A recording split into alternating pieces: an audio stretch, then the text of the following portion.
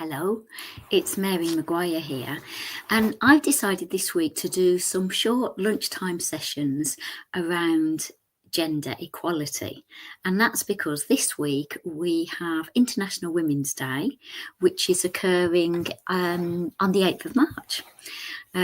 So we will be looking at what actually happens in terms of the gender gap that exists, and maybe looking at why that's important.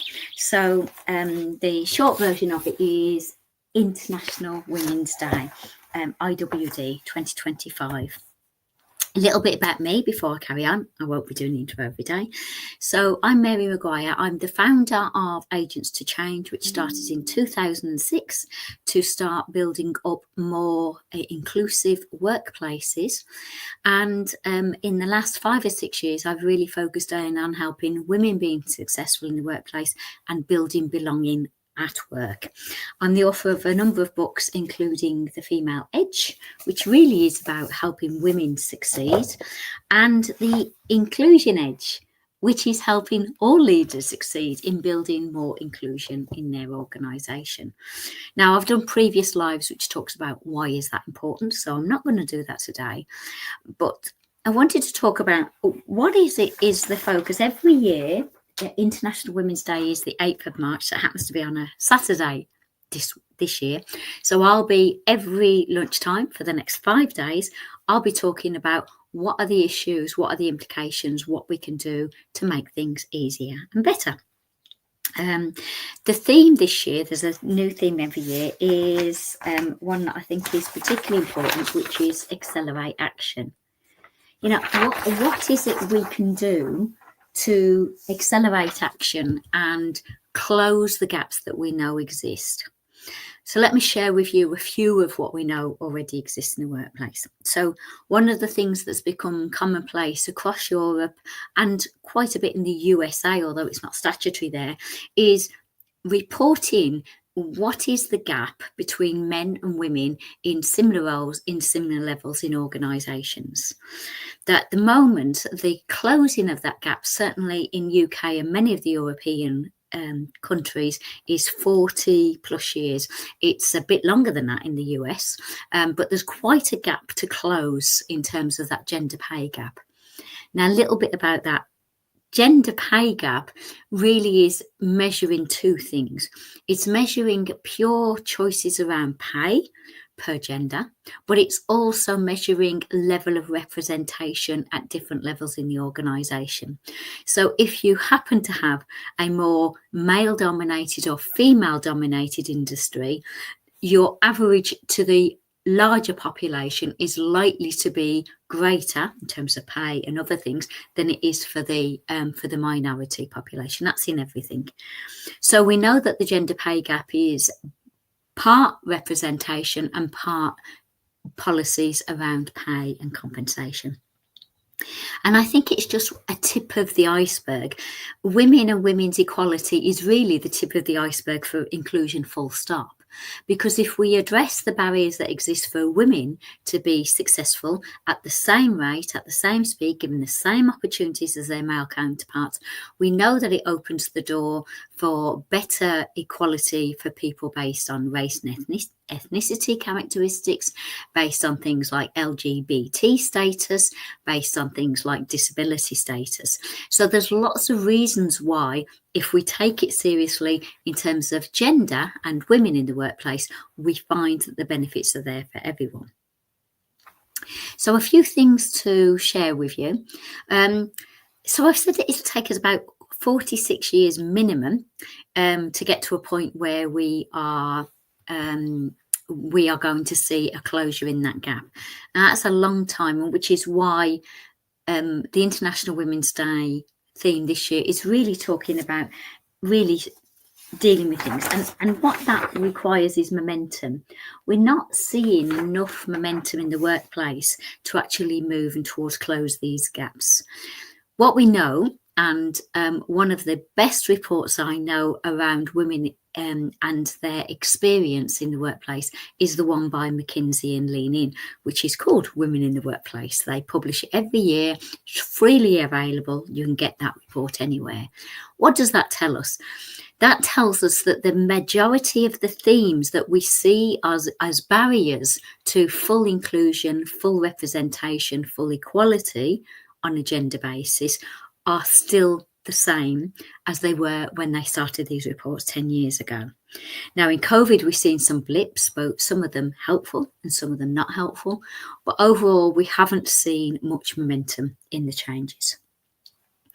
So what we see, and we know these exist, is slower acceleration for women versus men coming into the workplace. So if you think about people who come in maybe via college and as a graduate status, male and female, so they're equally qualified, they're equally experienced, they have equal abilities and talent and potential in them. In the workplace, we know that a male is more likely to accelerate quicker in the workplace than a female. So what happens is if that first rung of promotion of opportunities already has a bias, that gets greater and greater and greater the higher up the corporate ladder we go. So therefore, we start to see an overwhelming majority of male leaders in very senior positions in very significant and influential organisations, not just in the private sector where there is considerable influence, but also in the public sector and in other areas of society as well. So that then tends to have some subliminal messages there about what it takes to succeed. What are the implied behaviours? What are the implied characteristics? And as a result of that, we're seeing less opportunities become available for women. And as a result of that, we're seeing that rather than being able to see that gap closing quickly through the action and momentum, we're seeing it takes quite a long time. And I would ask you, why does that matter? Does it really matter that we are seeing these issues and these difficulties? And it's an interesting question, isn't it? Well, there's different ways I would get you to maybe look at that. I mean, as an organisation, if you have some implicit bias and indeed some implicit barriers in what you set up as your organisational structure, in your policies and your procedures, who are you missing out on in terms of potential talent, potential high performers who could solve some of your big problems in terms of new markets, new innovations, new products, new services, and new levels of performance of your employees, because you are failing to recognise, or you're making it difficult for people such as women and other minorities to enter the fray. So that might be all sorts of subtle ways that's happening. But maybe you, either as a woman in the workplace, maybe what is the impact of you? Does it matter to you? Are you aware, or are you experiencing challenges, difficulties, microaggressions, barriers that are getting in the way of your career? And therefore, what can you do about it? We're talking about that later in the week. And then I think that the final one is thinking about it for you, maybe as a parent. So if you have sons and daughters and you're investing equally in their education, both of them are maybe going on to higher education and further education in college, they're gaining their degrees, they're doing great with their grades, but you know, regardless of how much you've invested, which is probably a very substantial amount, we know it's expensive education these days, that the outcomes for your daughters is likely to be less per investment than it is for your sons, because there is some inherent ways that we are setting up organisations, societies, cultures that mean that your daughter's skills and experiences are going to be slightly less valued than your sons. And how comfortable would you feel with that? So I think it matters on all sorts of levels, which is why I think we all need to think about what we can do about that. We also need to think about what are we saying in society in terms of impact, leadership, performance.